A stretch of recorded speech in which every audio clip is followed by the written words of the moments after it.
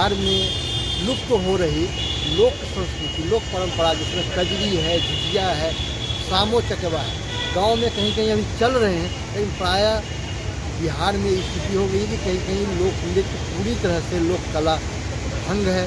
लोग पाश्चात्य की ओर जा रहे हैं, सिनेमा का, पॉप म्यूजिक, पॉप आदि के शौकीन हो गए हैं।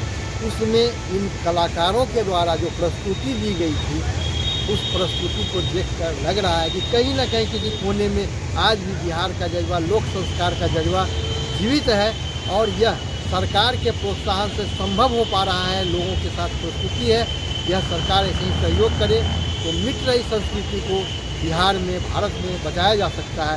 आनंद नमन। आप कैसे हैं? जिंदा हूँ, आपकी दुआ से वाली जो प्रॉब्लम है मेहरबानी करके तशरीफ रखिए। क्यों है जनाब जनाब जी? बात दरअसल यह है कि आपकी जगह नजरा नर्वस हो रहा हूँ। झंडू जी, मैं आपकी बेटी गुलाबो जी का हाथ मार के आया हूँ। क्या कहा मिस्टर फन ने कहा? एक बार फिर से कहिए, कहीं मैंने गलत तो नहीं सुना मिस्टर फन ने कहा? फिर से कहिए, कहीं मिस्टर फन ने कहा? कहता हूँ जनाब जबरजंदू जी, मैं आपकी बेटी गुलाबो जी का हाथ मांगने आया हूँ। मैं इतना खुश हूँ। What is the problem mister? तो मैंने ठीक सुना, बहुत दिनों से मैं यही चाह रहा था, मेरी हमेशा से यही तमन्ना रही है। तुम मेरे प्यारे फन्ने खान साहब, तुम दोनों खुले बोलो, what is the problem mister? अरे क्या बेवकूफ हो गई, जरा खराब बकबकी जरा हूँ, लगता है खुशी से पागल हो गया हूँ मैं। हाँ बिल्कुल पागल। जाओ जाकर गुलाबों को तो बुलाओ, व्हाट इज द प्रॉब्लम? अरे जबरजंदू जी आपका क्या ख्याल है? गुलाबो जी मान जाएगी? क्या मतलब? अरे इतना खूबसूरत जवान लड़का क्यों नहीं मानेगा वो? अरे वो तो खुद तुमको मर जाएगी। बात इस प्रॉब्लम था, मैं अभी आया। गुलाबो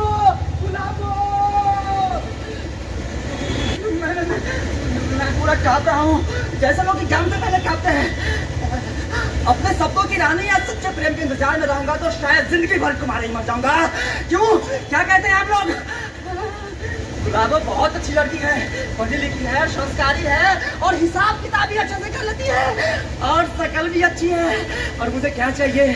मेरे घबराहट से मेरे कानों में सीटियां बज रही है।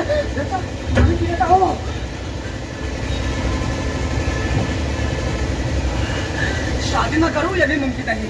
नंबर 1, मैं 35 साल का हो चुका हूँ, खतरनाक उम्र है, मन में अजीबो गरीबो ख्याल उठता है। नंबर 2, मुझे एक नॉर्मल से जिंदगी की जरूरत है। मैं दिल का मरीज हूँ, दिल बराबर धड़कते रहता है और नर्वस हो जाता हूँ, और नहीं दाएं कान की लगे क्यों फड़फड़ाने लगती है, और पता नहीं। हेलो, अरे बहरा है क्या? ओ मटर छीलने वाले।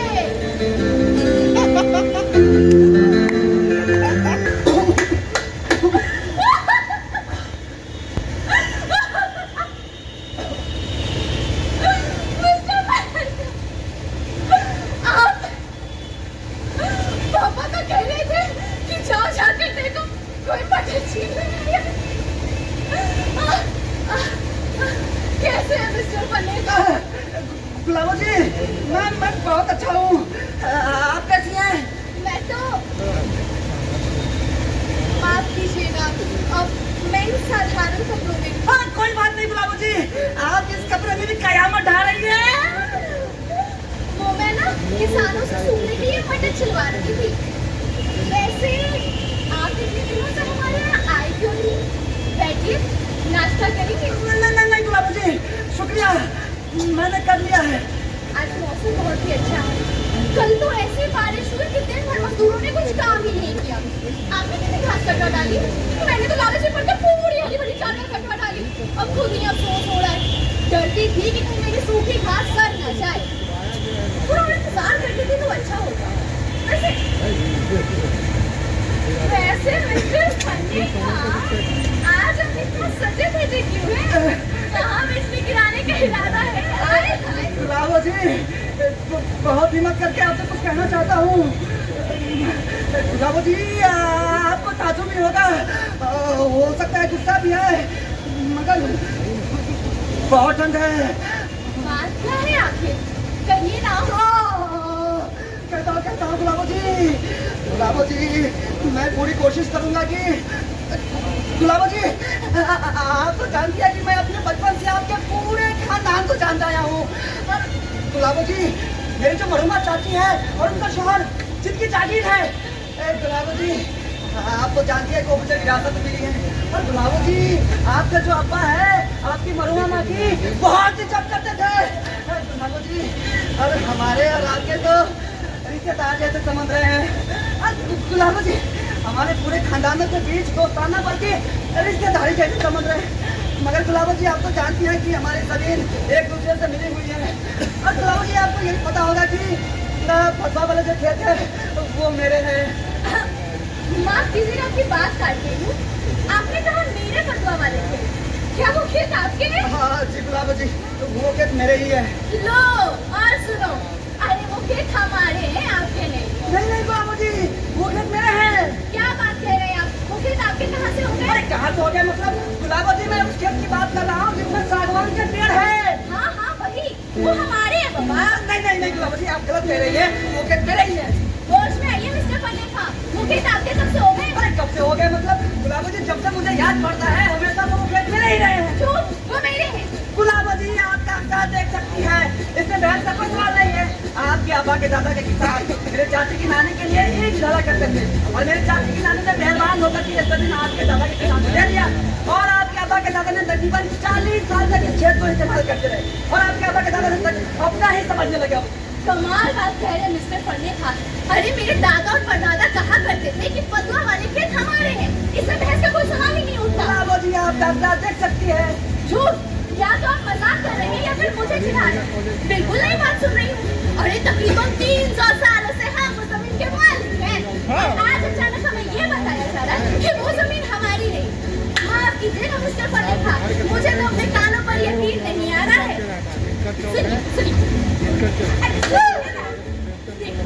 मेरे लिए उस जमीन की कुछ खास कीमत है, ज्यादा से ज्यादा 5 बीघा होगी, जिसकी कीमत 5 लाख से ज्यादा नहीं।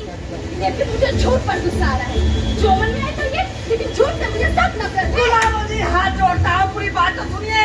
जैसा कि मैं पहले ही बता चुका हूँ, आपके अब्बा के दादा के किसान मेरे चाची की नानी के लिए ईंट ढाला करते थे और मैं आपकी चाची की नानी मेरी चाची की नानी मेहरबानी होकर के उस जमीन दादा दादी नाना नानी चाचा चाची, मेरी तो कुछ समझ में नहीं आ रहा है। वो खेत हमारे हैं और बस हमारे हैं। गुलाबो जी, वो खेत मेरे हैं। झूठ, आप चाहे 4 महीनों तक साबित करते रहे या ऐसे 10 में गवर्नमेंट पहन के आ जाए, वो खेत हमारे थे, हमारे हैं और हमारे ही रहेंगे। मैं ना ही आपका कुछ लेना चाहती हूँ, ना ही आपका कुछ देना चाहती हूँ। जो अन्याय करिए रहिए। गुलाबो जी, बात खेत की नहीं, बात उसूल की है। अगर आप चाहते हैं तो मैं ये खेत आपको दान में दे सकता हूँ, दान में। मैं खुद उन्हें आपको दान में दे सकती हूँ, लेकिन वो खेत मेरे हैं। हमारे से पढ़ने का हम आपको एक अच्छा पड़ोसी समझते थे और आप हमारे साथ ऐसा घटिया बर्ताव कर रहे हैं। मेरी ही जमीन मुझे दान में दे रहे हैं। मेरी नजर में तो ये तरह की बेईमानी है, बेईमानी। गुलाबो जी, आपका कहने का मतलब है कि मैं दूसरों की जमीन हड़प रहा हूँ। गुलाबो जी, मैंने आज तक किसी भी पराई जमीन को नहीं हड़पी है और इस बात की इजाजत नहीं दूंगा किसी को कि वो मुझ पर इल्जाम लगाए।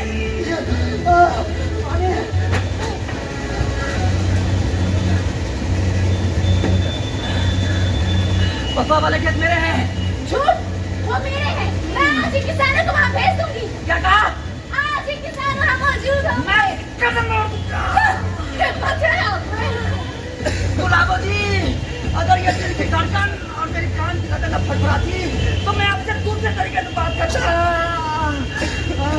पप्पा वाले खेत मेरे हैं, सुन रही है, मेरे हैं। मेहरबानी करके चिल्लाइए मत।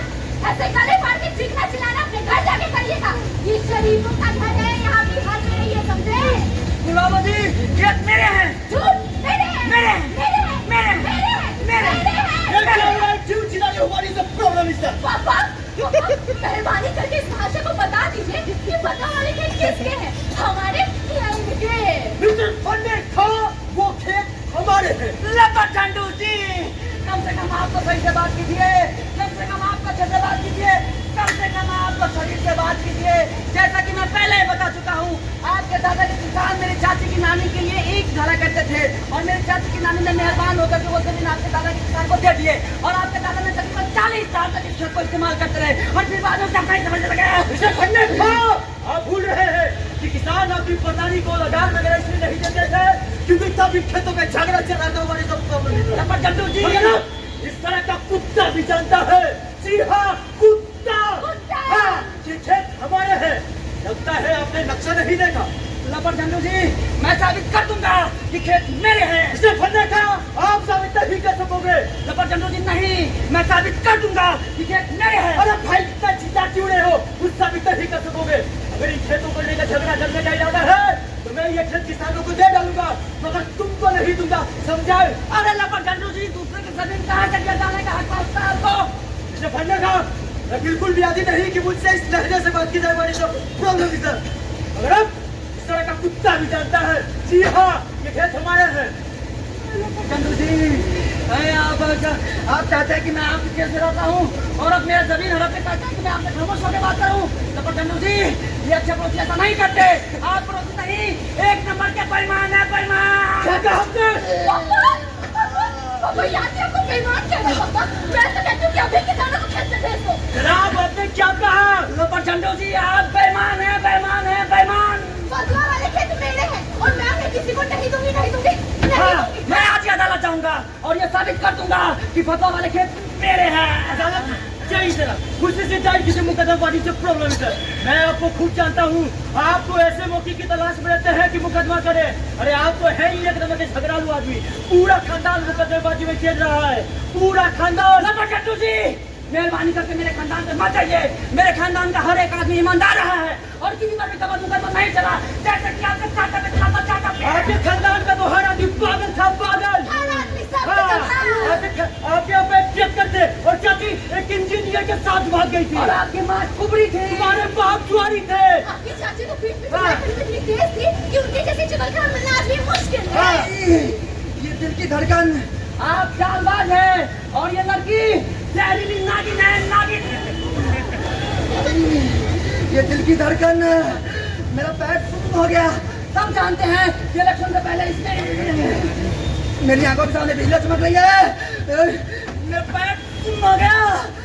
मेरा हाथ का, मेरा हाथ ये रिश्ता है, मेरा हाथ दुश्मनी है, बेईमानी है।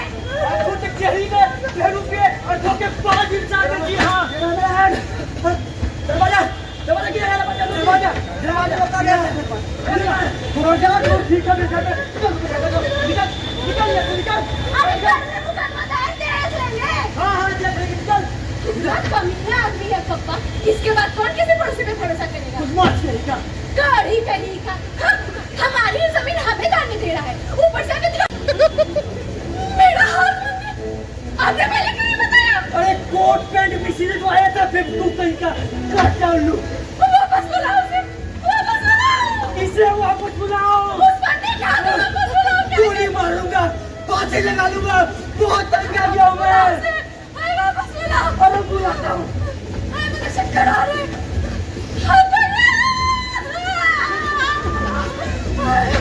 खुद ही आ रहा है, जान मुझे खुद ही बात करो उससे। अरे वापस बुलाओ। अरे क्या तो दिया आ रहा है। एक शबान बेटी का बाप होना कितनी खतरनाक बात है। काट डालूंगा खुद को, मानूंगा नहीं, काट डालूंगा। पहले तुझे टुकड़ी भरने की गालियां दी, जलील किया, घर से भगा दिया और अब ये सब तुम्हारा किया था, तुम्हारा। नहीं, आपका क्या था? हाँ, अब शादी करके तो मेरी होगी। तो खुद ही आ रहा है, जान मुझे जाओ, तुम खुद ही बात करो उससे।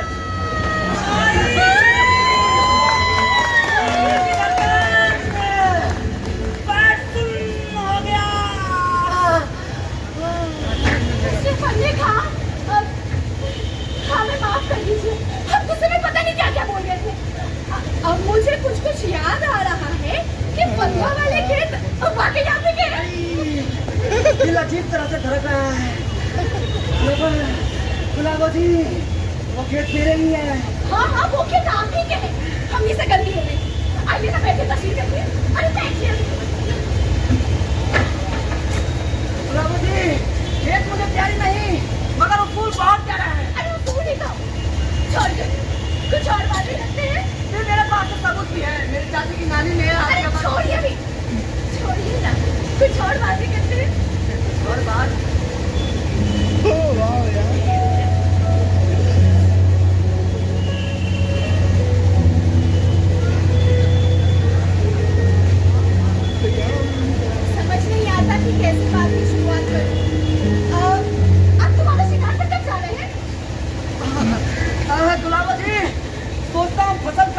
बाद पीतल का शिकार पर जाऊं। अब देखे ना मुझ पर कितनी बड़ी मुसीबत आ पड़ी है। मेरा जो टाइगर कुत्ता है, शिकारी कुत्ता, उसका पैर लग रहा हो गया है गुलाबो जी। बड़े अफसोस की बात है, मगर कैसे? पता नहीं, तो हो सकता है किसी दूसरे कुत्ते ने जख्मी कर दिया हो या खुद ही घायल हो गया हो।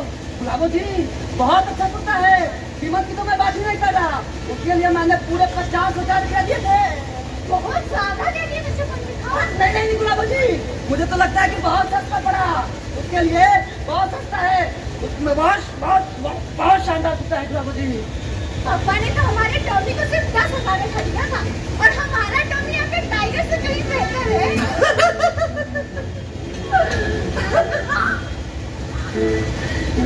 गुलाबो जी क्या कहा? टॉमी टाइगर से बेहतर है? मैं जोकिंग। बिल्कुल बेहतर है। हाँ, ये अलग बात है कि हमारा टॉमी अभी बच्चा है, पूरा से आधा नहीं हुआ, लेकिन बनावट और दिल डाल में तो उसका कोई जवाब नहीं। गुलाबो जी माफ कीजिएगा, आप एक बात भूल रही है। आपके टॉमी का नीचे का जो जबड़ा है वो छोटा है और ऐसे कुत्तों की पकड़ हमेशा ढीली होती है, ढीली। छोटा जबड़ा, ये तो मैं पहली बार सुन रही हूँ भाई। हाँ गुलाबो जी यकीन कीजिए, आपके टॉमी का नीचे का जो जबड़ा है वो छोटा है, छोटा। अच्छा, आपने उसके जबड़े में बैठ के देखा है क्या? हाँ गुलाबो जी, ऐसा कुत्ता सिर्फ शिकारी का पीछा करने में काम आ सकता है, लेकिन पकड़ने में कोई काम का नहीं।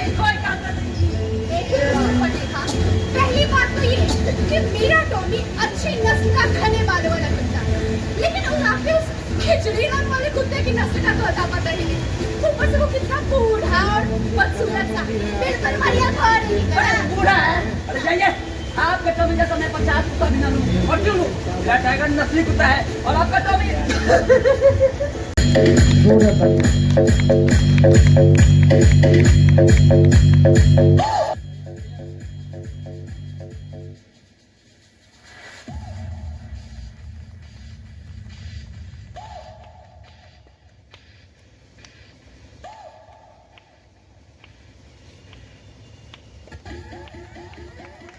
जोरदार तालियां एक बार फिर से।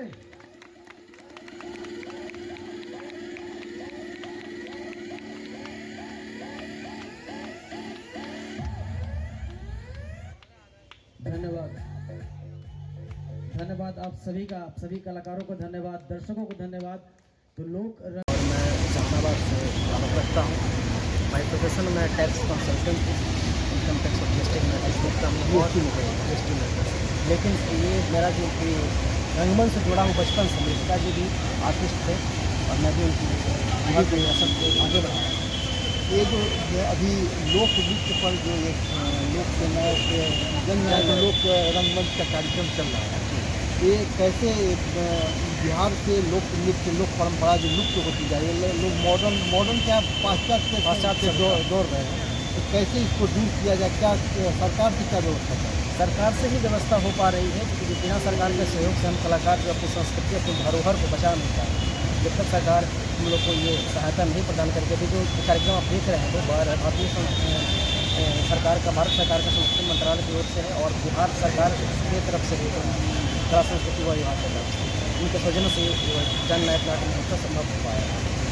तो ये 3 दिवसीय नाट्य महोत्सव चल रहा है और इसमें हम लोग ये कोशिश कर रहे हैं कि जितनी भी विलुप्त हो चुकी कलाएँ, जो लोक संगीत है, लोकगीत है, उनको जनता के सामने प्रस्तुत करें और उनको अवगत कराएं कि ये जो कला है वो विलुप्त होना पाए, इससे आपको बचाना है। इसके लिए हम लोग थोड़ा सा प्रयास कर रहे हैं लोक रंगमंच के माध्यम से। अब ये जो मंच पर ये कला चलती है, जो कि पहले था कि हर गांव में, हर घर में के उत्सव में लोग अपने घर से बाहर निकल के कजरी कर रहे हैं, झुगिया कर रहे हैं, सामो चकवा कर रहे हैं। अब तो वो सब चीज़ खत्म, गाँव में किसी को मालूम भी नहीं है। अब तो विवाह शादी में लोग मंगल गीत के लिए भी कैसेट बजा देते हैं। हाँ, वो कैसेट बजा देते हैं। पाश्चात्य सभ्यता इतनी हावी हो चुकी है गाँवों पर कि वहाँ से जो संस्कृति जो है, कला संस्कृति लुप्त होते जा रही है। क्या आप देखिए जो भोजपुरी में जो अश्लीलता बढ़ रही है, इसमें लोग लीन हो गए। इसी को दूर करने का हमारा प्रयास है। लोक संस्कृति के माध्यम से, लोक रंगमंच के माध्यम से जितने भी कलाकार हमारे आ रहे हैं, वो अपने धरोहर को बचाने का प्रयास कर रहे हैं। 4 तारीख से चल रहा है प्रोग्राम, 4 दिसंबर, 6 5 दिसंबर, 6 दिसंबर 3 दिन चलेगा और तीनों दिन इस जो लोक रंगमंच का मुख्य उद्देश्य ये है कि जो लोक कला विलुप्त हो रहा है उसको बचाया जाए। और अपने दर्शकों को हम रूबरू करवाएं। इसीलिए मैं जब भी जो लोकनृत्य खत्म होने के बाद मैं उसके बारे में 2 लाइन बताता रहता हूँ कि भाई ये कला जो है यहाँ की है, इसके धरोहर हम लोग इसको संभाल कर रखते हैं। जब तक आप नहीं संभालेंगे हम नहीं संभाल पाएंगे। इसलिए जब आप देखने वाले दर्शक नहीं आएंगे तो हम कलाकार कैसे प्रस्तुत कर पाएंगे। तो हम लोग का छोटा सा प्रयास है कि किस तरह से इसको विलुप्त हो रही कला को उसको बचाएँ और बस संस्कृति को बचाकर सरकार ऐसा क्या प्रयास करे कि गांव-गांव में जैसे पहले परंपरागत ये सब चीज़ गाना बजाना लोकनृत्य वगैरह करती थी, सरकार ऐसा ऐसी व्यवस्था क्या करे कि इसकी शुरुआत सरकार की व्यवस्था करने से पहले तो हमें जागना होगा। हम अपनी कलाओं के लिए, यहाँ पर संस्कृति के लिए कितने दायित्व लोग ले रहे हैं जो नहीं ले रहे हैं।